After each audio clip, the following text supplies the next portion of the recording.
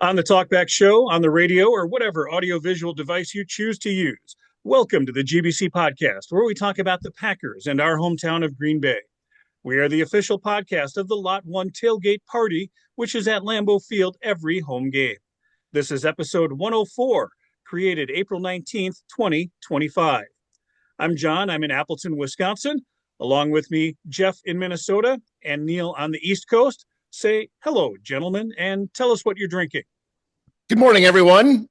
In honor of the draft in Green Bay and the fact that we're recording in the morning, I've got my draft mug drink with coffee from the 2019 draft in Nashville. The pick is in, which they always advertise with a guitar pick of the team. But of course, I can't just leave it at coffee. So I am also having an Other Half Brewing Company double dry hopped triple IPA, and it is the all green everything, because when it comes to the draft, I care about all green everything.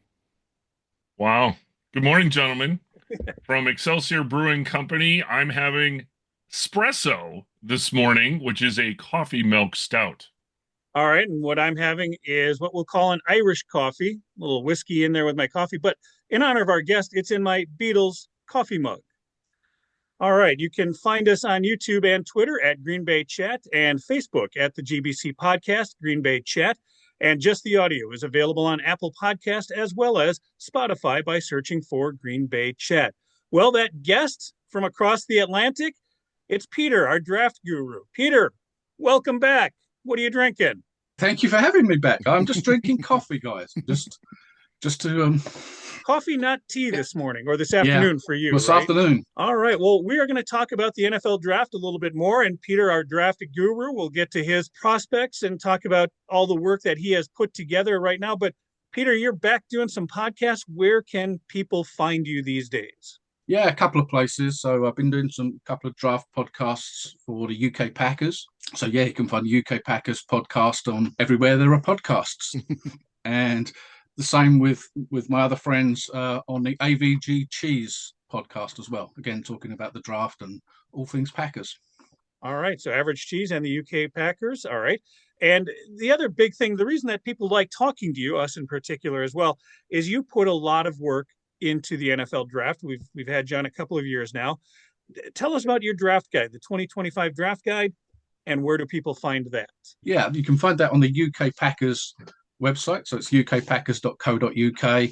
And there's a nice link to the 2025 draft on there, where there's a link to the draft guide and to the podcast I've just mentioned as well. So you can get them all from the one place there. It's a labor of love, John. It goes on all year. In fact, it goes on longer than a year. So the 2026 version's already well started. Sure. I don't know how many pages this year, 200 plus pages. And it's a lot. Yeah, it's a lot of, it's a lot of work, and it's a lot of fun. As I say to everybody when I do this, it's a great learning process as well for me. Not just about those players, but there isn't, I think, a day that doesn't go by where you are either reminded of something that you knew but have long since forgotten, or you learn something new about football. So it's a great learning process as well. Peter, you also brought up your group that you kind of hang out with there, the UK Irish Packer fans. Now, this is a group of people, not only are you all Packer fans over there in the UK, but they're big into like getting to Green Bay. They do some traveling as well. This group came into Green Bay this past season. How often do they do that? Like, what's the plan there? How do they put something like that together? The gentleman that runs it, Stephen O'Brien, has been organising the trips for, I don't know how many years they've been coming now. Quite a number of years, and it's every year. And yeah, they come for a game or two games. So they came for two games this past year. Sometimes it'll be a Packers game plus a Badgers game, depending on how the schedule works out. And yeah, they're usually there across a long weekend. But like I say, this past year, a lot longer. Yeah, and and they do the games. They do tailgates. They do Hall of Fame tour and the Lambeau tour. All the things that you would kind of hope and expect to do. And sure, some people keep going on the same tour again and again and again, or the same, or other people do different things when they get there, having done some things that they came on the last trip. This trip, they're going to do something slightly different. But yeah, it's a lot of planning. I mean, you got to get right how many people you're having. You got to get your airfare, your flight accommodations over, hotel rooms, and then like you said, once you're in Green Bay, what do you do while you're there? Now, this past season, they came in November and they got the short week of games. If I remember correctly, what was that? The 49ers and the Dolphins games? For us, Peter, it was that week of Thanksgiving. So nothing says British holiday like coming over to the colonies for Thanksgiving, right? Maybe we could interest you in the 4th of July this summer as well. Would you like to come then too? Yeah, I was going to say it is a lot of planning that goes into that trip. And Stephen, like I say, Stephen O'Brien, that runs the UK group, he works with a travel agent in the UK that does a whole lot of organising of stuff and tickets and planes and everything else. And again, for Stephen, it's absolutely something that he loves to do. And as you'll see from the draft guide, he also runs the opportunity for somebody to win place on that trip as well. Nice. I have a follow-up draft guide question. So it is 248 pages, Peter. Great detail on all the potential picks. Your name isn't anywhere in that draft guide. Are there other people who are helping you, or is this all you? So it's mainly me. My wife did a lot of work on it as well, and Stephen helps, and Andy Davis, who comes on the UK Packers podcast around the draft period, usually comes in with some good tips about players and stuff. But generally, the writing is 99% mine. It's about as modest as possible to not have your name anywhere in that guide. We have to introduce you to copyright and trademark laws, Peter, so get some benefit off of that. Going back to the UK and Irish group and your friend, Stephen, is he coming, or do you know, is he coming or sending a group this week for the draft in Green Bay? I'm not aware of anybody from the UK Packers group coming over. I'm aware that there are some people from the UK coming over, but not necessarily part of the group, as it were. But splitters. They're not part of the group, but they're coming over anyway. Well, that's good. Well, we will do our best to show them a good time in Green Bay this week as well. We're sad that you can't join us, but life has its moments, and we'll do our best to share online and let you live vicariously through the power of social media as things go down in Green Bay. And my friends from the Average Cheese, Dale and Todd, they'll be at the draft as well. I'm not quite sure where they'll be when, but they'll certainly be there and enjoying themselves and taking advantage of the draft being in Green Bay, which is fantastic. Yeah, I'm looking forward to it. I think we know a lot of podcasters, a lot of personalities, things like that are going to be there. It's just going to be a wander around, and who you might bump into is who you bump into kind of thing. I don't see a lot of huge planning for us on this one, but we'll do what we do when we get there. The weather looks great, by the way. The early forecast for Green Bay on Thursday, sunny and 62 degrees. Now that's Fahrenheit. Neil, you got to convert that for Peter for me so that he knows what. I only use Celsius as well, so it's 15 degrees, John. Okay, there you go. When I was young in school, I grew up learning Fahrenheit, so Fahrenheit still works for me. All right, it's double it and add 30, right? So 15 double is 30, add 30 is 60. There we go. Thank you, Bob and Doug. Yeah. All right, with that, let's get into this whole draft thing. The reason we have Peter here is to talk about the NFL draft, and we'll talk about the Packers as well in great amount. But the whole draft guide is not just what you think the Packers are going to do, but this is all of the players. You mentioned all of the teams, kind of where guys are going to fall. Let's start from the beginning. What do you think Thursday night is going to be like? 1, 2, 3, maybe 4 picks in. There's a lot of general consensus out there. What do you think is going to open up the draft Thursday night? I don't think it will surprise you to say that I think Cam Ward goes number 1, right? Okay. I think that Travis Hunter goes number 2 to Cleveland. Okay. I think Abdul Carter goes number 3 to the Giants. And then New England pick 4, right? And I think that's where the question marks start as to what route New England go down. That could be offensive tackle, and that could be Will Campbell of LSU. But I think for me, that's where the question marks start. I think the question mark starts at 2, but I'm reasonably sure that Cleveland will take Travis Hunter, and then Abdul Carter drops to the Giants. So with that, the Travis Hunter and then the Shedeur Sanders, those are kind of interesting picks. Consensus is going on right now that Sanders could go anywhere from literally 2 to 20 or 21, wherever Pittsburgh is. Where do you see him falling? What kind of move do you think people might make on Shedeur Sanders? And I think this is where it gets difficult trying to predict, because we just don't know what the teams are thinking in terms of what their need is, because there could be an argument made for the Raiders, who are at 6, and then an argument for the Saints at 9, right? But beyond those teams, who else is looking for a quarterback? You're probably all the way down to Pittsburgh and the Rams, maybe. So you're looking into the 20s. So yeah, I mean, it's one of those situations where if he doesn't go in the first few picks, he could easily go in the 20s. Peter, do you take a Mel Kiper approach and do 30 to 60 mock drafts so one of them is going to be right for every single pick? In fact, you'll do really well if you can find a single mock draft from me. I guess my struggle with the mock drafts, of course, is if one of the picks is wrong, then the whole thing starts. It unravels. Yeah, mock drafts are mental masturbation. That's all it is. I think they're of interest if you can they give you a feel for what teams may be looking for, but I think it just becomes we've no idea what the teams are actually thinking. You know, we've no idea, for example, whether the Raiders really want a quarterback, having signed Geno Smith. If they do, they could go to Sanders' route. If they don't, they could go anywhere.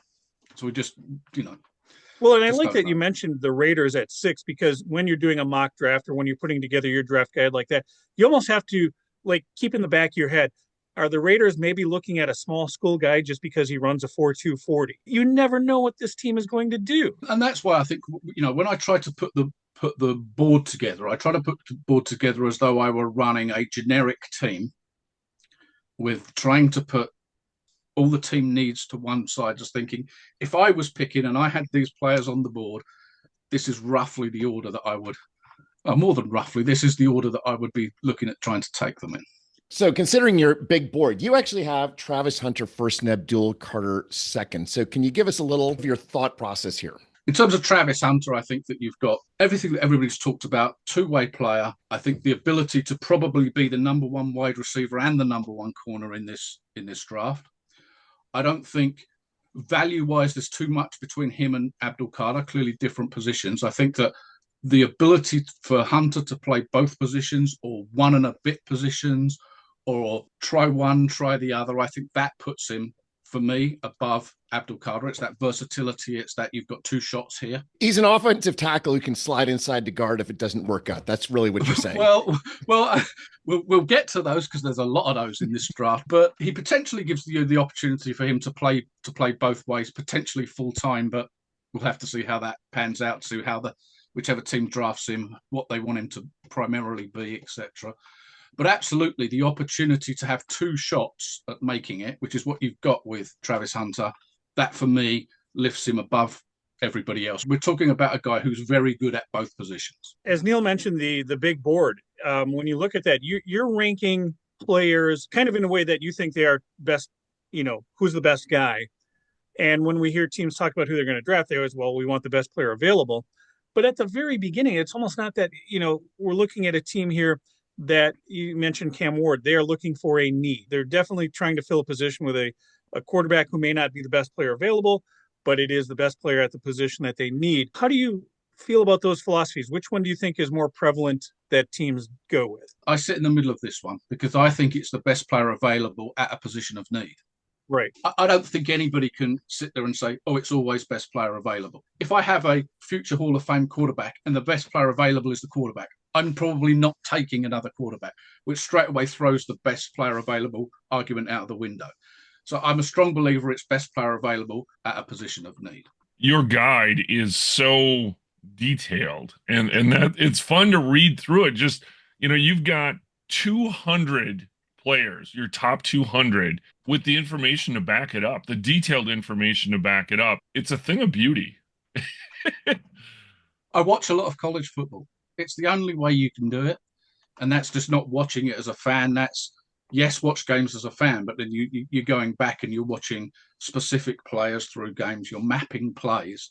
Do you pull analysis from other sources? Like, do you have college football gurus that you like to read and see what their opinions are? I try and stay away from that stuff as much as I can until after I've completed the draft guide. If I see something, I'm more likely to go and recheck it for myself. For me, I've found the best way is to just try and stay away from stuff. Now, that doesn't mean I'm not watching the NFL Network and whatever else. If they have a player on, I'll watch it. And if they bring up a specific thing, I'm going to recheck that.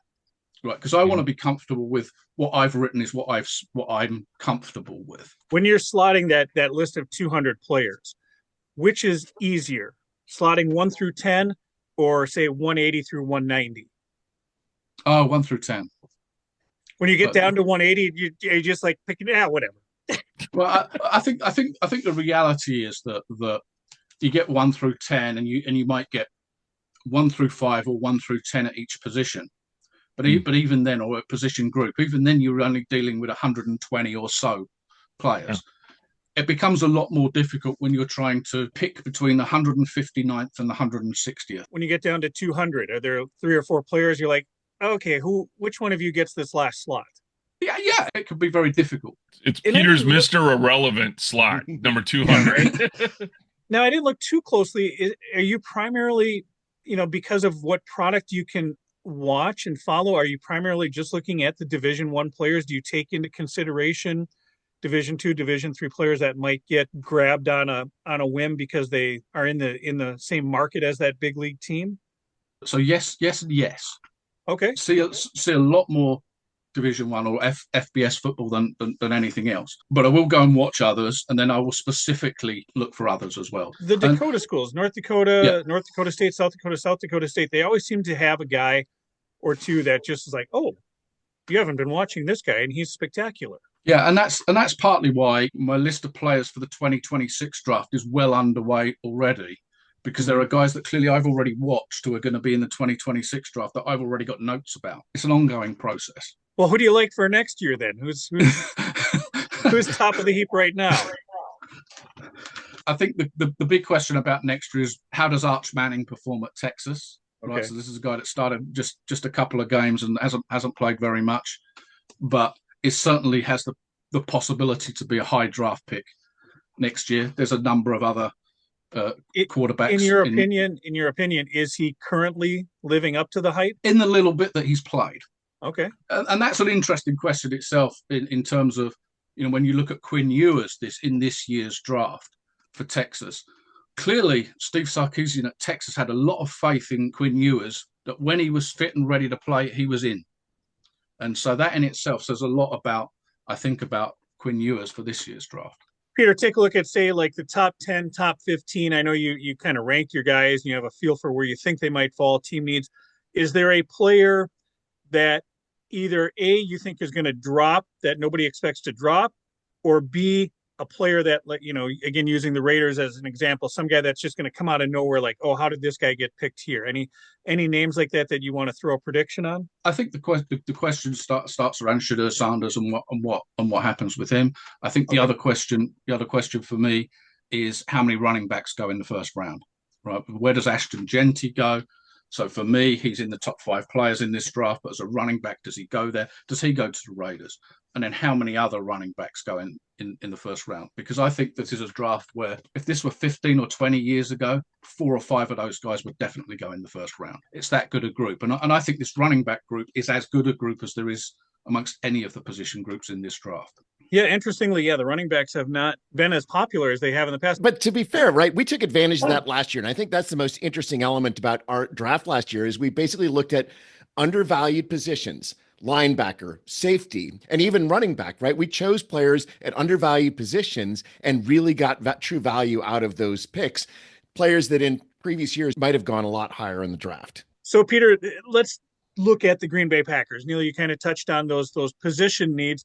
You break the draft guide down into positions, which is great. You even kind of split up your offensive line, interior and exterior offensive line. You split up the defensive line between interior and exterior defensive linemen. It's just beautiful how you put all this together. Now, when we look at, let's start positions first, and the Green Bay Packers. What is your feel for what the Packers as an organization are doing? Maybe let's just say the top 2 or 3 picks. What are their greatest position needs right now? This is not unusual, right? So I think that both offensive and defensive line, and I'll come back to the offensive line in a moment, but defensive line definitely, interior defensive line, corner. But for me, I would almost pick a corner high every year, right? In today's NFL, when you're starting, in essence, you're starting three or 4 corners every week. You're certainly starting 3 with the slot guy. With free agency and injuries and everything else, I think you can almost take a corner high every year. I think edge is a possibility again this year. And I think wide receiver, but I'm not quite sure when, because that's going to be about value. And it's also going to be about the further the draft goes and you don't take a wide receiver, there becomes less point in taking one. And it's an interesting draft for wide receivers this year because there's probably 2 or 3 that are kind of first round value-ish, and it just depends on who's there when the Packers pick. Offensive line I mentioned because, again, it's another one of those positions where you can never have enough of those guys. I think it's difficult to know exactly where the Packers are in terms of the overall group here. We're assuming that Elton Jenkins is moving inside to center. We don't know the Rasheed Walker, Jordan Morgan situation at left tackle. If the Packers were looking for a left tackle, for me, it would be Josh Simmons of Ohio State at around, I expect him to be available in that 20s area. That would be the guy. If it were defensive tackle there, it would be probably Derek Harmon of Oregon. Right, again, okay. I'm talking about guys who I kind of expect to be available in that kind of area of the draft. And corners, I like Benjamin Morrison from Notre Dame. I know other people are coming up with other names, but Morrison is the one that I like around that area. Fantasy speculation, what are the chances that we trade up and get Will Campbell at tackle? So I think I touched on this earlier. I think the interesting thing about this group of tackles is that so many of them look like they could be guard possibilities at the NFL level. All of the questions that come up around arm length and that kind of thing. And you look at Will Campbell and you look at Kelvin Banks Jr. at Texas, even Armand Membu, who's a right tackle in college, possible guard at the NFL level. I think he probably sticks at tackle. And for me, like Will Campbell, I would be playing at tackle with the potential to move inside, right? If the tackle thing doesn't work out. But again, there'll be some teams that don't have a problem with the arm length thing, and there'll be some teams that do, and we just don't know how that's gonna pan out. But just thinking off the top of my head, I don't think I've seen so much conversation around tackles moving inside to guard in one class as I've seen around this class. Can I ask a broader question, though, about draft priorities? So which are the positions that you feel that you absolutely need to make a pick in the first round or you're going to miss top talent versus which positions are deeper and you probably should be going into the second or third round or even possibly later? And that's the question, particularly about the edge group, right? So beyond Abdul Carter, there's a group of 6 or 7 guys who could be first or second round picks, and probably that group's probably 8 or 9 guys beyond Abdul Carter, which says if you're looking for an edge early, there's a good chance a good guy's going to be there in round 2, unless there's a huge run on those guys. So it may be a position that you want to get, but actually I can get this guy in round 2 that's probably as good a value as the guy that I would get in round 1. And defensive tackle may be the same as that. So there's a whole group of defensive tackles, 7 or 8 of those that could go in round 1 or round 2. So you could get really good value towards the end of round 2. Wide receivers, the opposite to that, I think. I think the big value in wide receivers is in round 2 or 3. But if you want a top guy, there's only 1 or 2 or 2 or 3 in round 1 level. So if one of those drops to you in round 1, and if that's where you're looking, then I think you take that guy. I like that you mentioned, going back to the lineman, that arm length and whether teams prioritize that. And it makes me think of a guy like Brian Bulaga. Bulaga is a guy who I have a friend who said he looks like I have a friend who says he looked like a Tyrannosaurus Rex out there because his arms were so short. And it kind of worked out. I think Brian had a good career in Green Bay. So that arm length, right, I think some teams are going to overvalue that. My question on what you do, knowing that the Packers are a team specifically that values versatility, players that can play literally anywhere on that offensive line, and you split out the linemen between tackles and guards, is that becoming more difficult to do because of this increased value and versatility? It is. In an ideal world, I would actually split centers, guards, and tackles. All right. Right. But this year I came closest to putting them all together because of that versatility question, because you've got so many guys that could potentially play this spot or play this spot, or Gray's able that may potentially play in multiple spots. It is a lot more difficult to do. And you're seeing so many guys that are projected at guard now who were tackles. It just becomes difficult to try and understand or try and work out exactly what teams are thinking on these guys.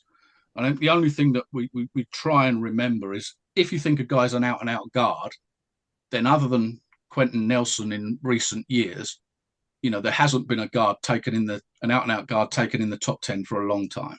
One of the potential needs for the Packers is cornerback, depending on what happens with Jair Alexander.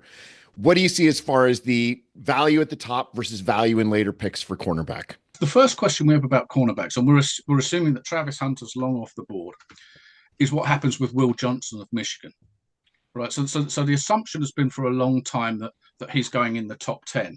However, he had a niggling injury towards the end of the season, didn't work out at the combine. There are questions about how far he might fall in this draft. Now that's a guy that if he falls to you where the Packers are sitting, you snap him up and say, fantastic, carry on. I don't think he drops that far, which is why he's never really been a consideration for me for the Packers. And that's why I've looked at the next guy, Benjamin Morrison of Notre Dame. Jardine Barron of Texas is an interesting one, but I think he's gone before the Packers pick. So I think 3 are gone before the Packers pick. Azariah Thomas of FSU is a big, tall corner that kind of fits the typical Packers mold of a corner. You know, he's like 6'1.5", that kind of area. I like Benjamin Morrison because he's what I would call a real sticky coverage corner.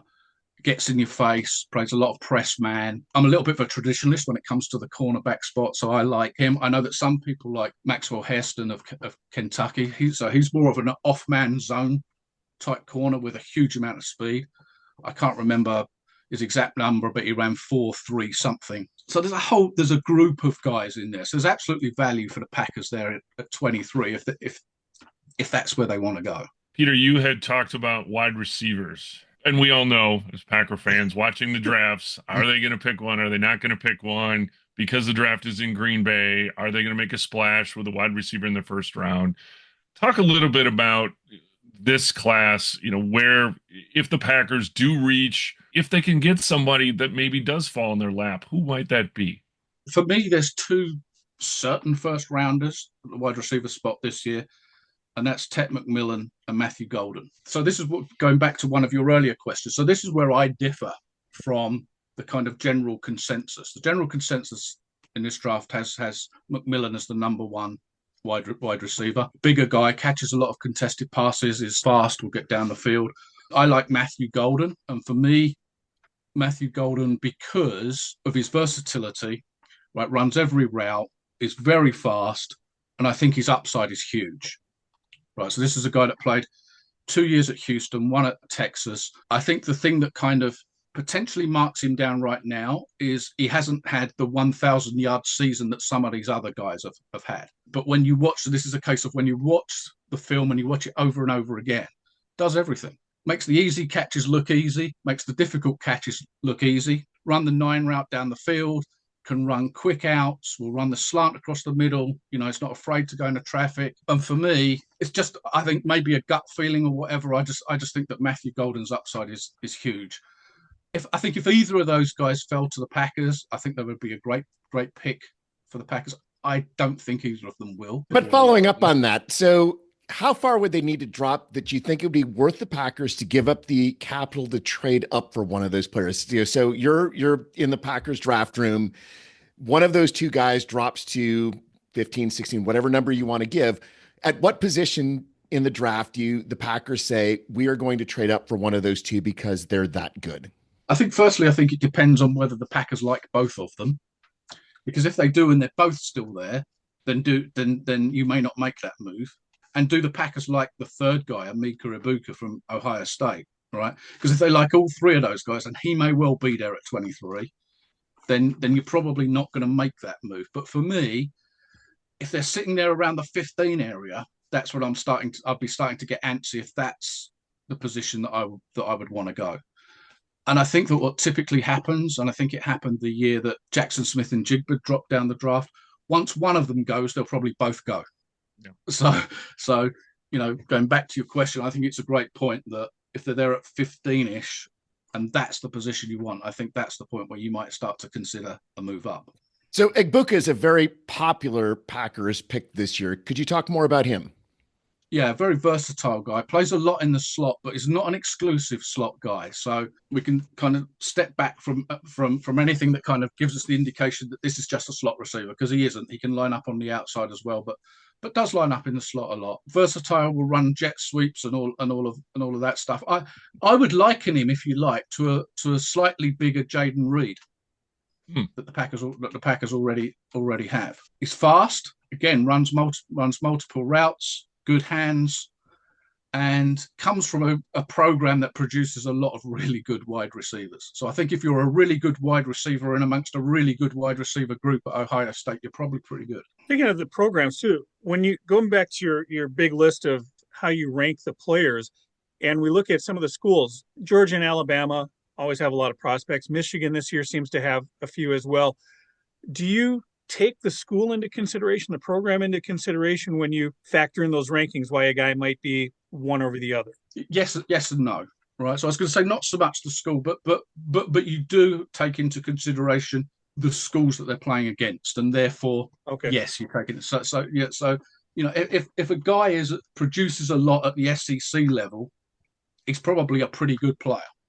Right. And you'd say the same with the Big Ten. So you take, I think, the conference into account rather than the school. You try to avoid the thing, well, this school's produced 6 at this position over the last 20 years and none of them worked out, so this guy's not going to work out. You have to try and get away from that kind of historic narrative, if you like. But yeah, it's more around level of competition, if you like. You know, look at the SEC and the Big Ten, and that's the closest that those guys in college are going to get to an NFL level of competition. And that's where a lot of the picks come from. Because I noticed, you know, top 40, there's a ton of Big Ten players in there this year. That really jumped out at me. And you look at, you know, Ohio State, the national champions, and you look at who else is getting to the, you know, Notre Dame, Texas, Georgia, Alabama, the schools that are always up there. We want to pick your brain, obviously, on what you think Green Bay is going to do. We've been talking about the top of the draft.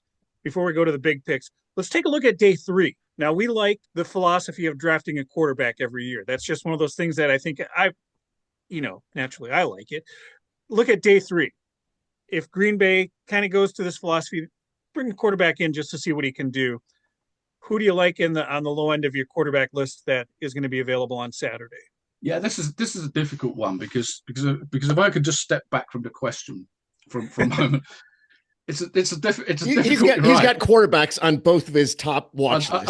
I do, and they're on my watch list with a different philosophy, right? So the first one on one of my watch list there is Tyler Shuck of Louisville. So that's the guy that I've got ranked around number 100. I can't remember exactly where on my board, 3rd, 4th round. The recent talk, right, is that he may go a lot higher than that. I don't think the Packers need a quarterback in that. Let's assume he's 3rd, 4th round. I don't think the Packers need a quarterback in that area. Where my head is two things around that. Is could they on draft day be tempted with a trade for Malik Willis, given how good Willis was last season, and somebody looking for a quarterback may give you really good value? Would they be tempted? And if so, then you're now looking for a backup guy. The other thing with Malik Willis is this coming year is the last year of his contract. So there comes a point where you're going to have to look for that guy anyway. And that's why Tyler Shuck was on one of my watch lists there. Clearly, if he goes in the first 2 rounds, then it's not a question for the Packers. But if he's sitting there in round 3 or 4, certainly in round 4, and you're thinking what happens with Malik Willis, then I think he's a possibility. The second possibility, going back, I think, more to the original question, and it's kind of a Packers thing, isn't it, going back to Ron Wolf's days, about taking quarterbacks late in the draft, either A, just to take a shot at them, or B, to develop those guys, the Mark Brunells and the Aaron Brooks and those kind of guys that the Packers have taken previously. I mentioned on my watch list Seth Hennigan. I think he's right in the 7th round area. I don't know that we know how this quarterback class is going to pan out in terms of where the picks go, because there could be some guys like Riley Leonard of Notre Dame or even Will Howard of Ohio State who probably should go a little bit higher, who could be sitting there in round 6. So although I hadn't really considered them as Packers picks because I didn't think that they would be there, they could be there in about round 6. And there's a group of guys, let's say like Leonard, like Howard, like Dylan Gabriel of Oregon, who's one of those guys where if you listen to this thing, it says, well, he might go in the 2nd or 3rd round, and then other people are saying he might go in the 6th round, and it's like, which is why, going back to your early question, try and stay away from that stuff and, make your own mind up. But yeah, I think there are guys, like I said, Seth Hennigan, I think Brady Cook of Missouri. I think there's a number of guys, Curtis Rourke of Indiana. There's a number of guys. I think it just depends on where that lower middle group after Jalen Milroe, after Quinn Ewers, that next group, where do they fall to? Because if any of that group's there, then you'd certainly round 6, 7, you'd take a shot at one of those guys.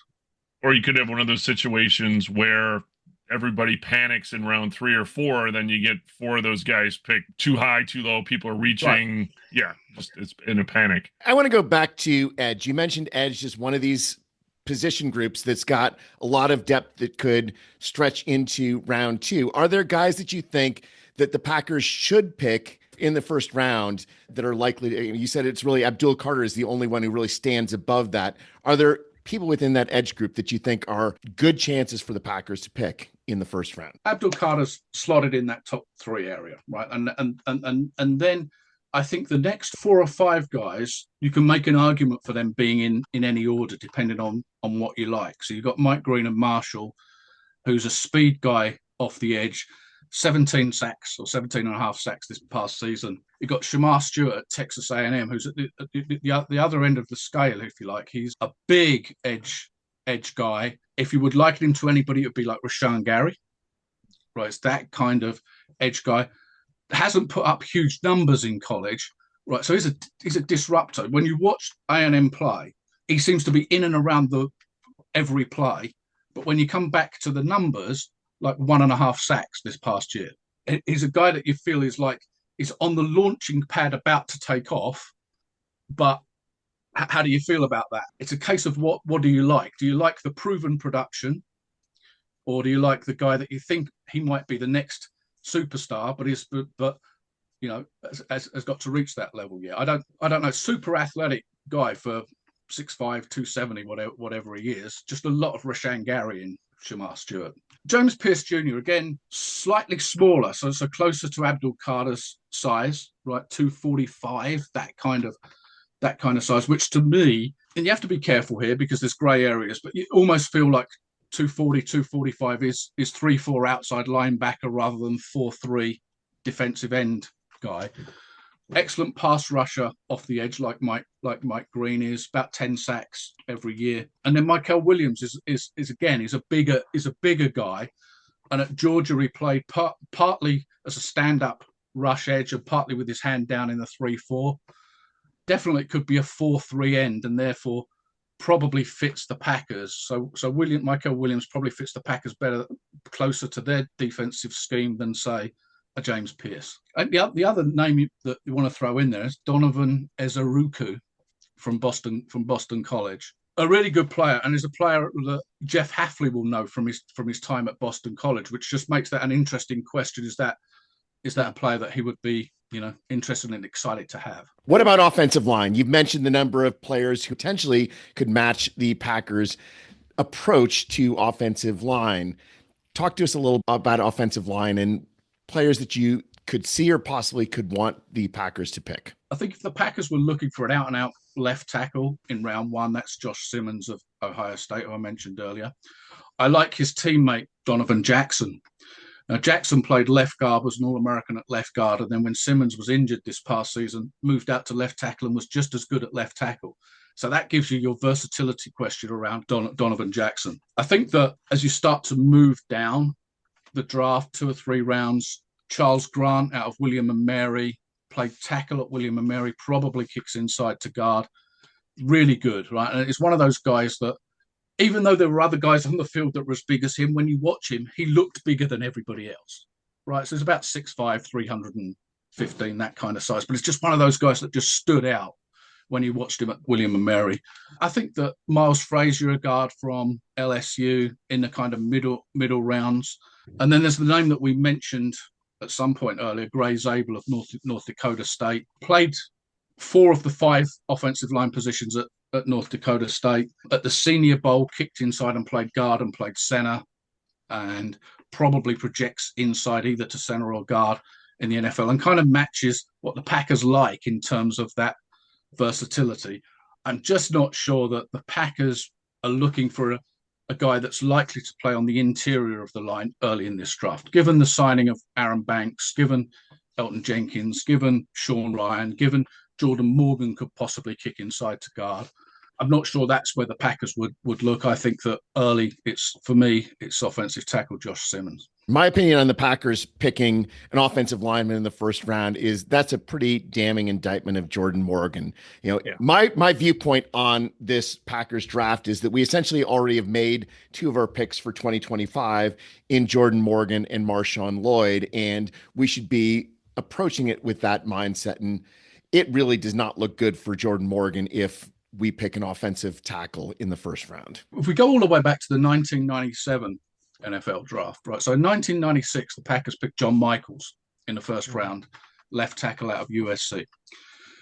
And yes, I was writing a draft preview back then. And when I did the 1997 draft preview, I wrote something along the lines of, there's no way they pick another tackle as the first round pick. And they went ahead and picked Ross Ferber, who played tackle to start off with before moving inside to guard. So it just goes to show how little I know or knew.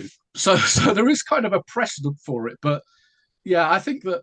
But I would argue that John Michaels would be a precedent that points in the direction that I was just stating. Yeah. John Michaels is also a situation where I think Ray Lewis was the guy Green Bay had targeted. And when Baltimore grabbed him, everyone was like, what?